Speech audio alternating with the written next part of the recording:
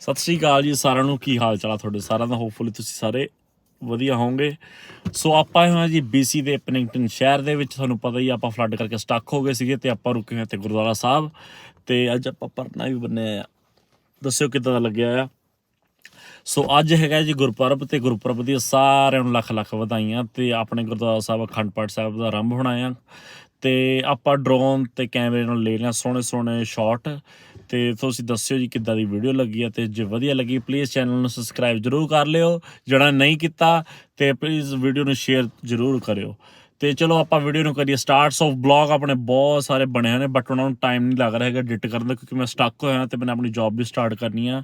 ਸੋ ਮੈਨੂੰ ਇੱਥੇ ਤਕਰੀਬਨ 4 ਦਿਨ ਹੋ ਗਏ ਨੇ ਗੁਰਦੁਆਰਾ ਸਾਹਿਬ, ਅਤੇ ਉਹ ਵੀ ਹੌਲੀ ਹੌਲੀ ਆਪਾਂ ਪਾਵਾਂਗੇ। ਸੋ ਇਹ ਵਲੌਗ ਛੋਟਾ ਸੀਗਾ ਇਸ ਕਰਕੇ ਮੈਂ ਇਹ ਵੀਡੀਓ ਪਹਿਲਾਂ ਪਾ ਰਿਹਾ। ਸੋ ਦੱਸਿਓ ਜੀ ਕਿੱਦਾਂ ਲੱਗਿਆ, ਅਤੇ ਵੀਡੀਓ ਕਰੀਏ ਸਟਾਰਟ। ਚਲੋ ਫਿਰ।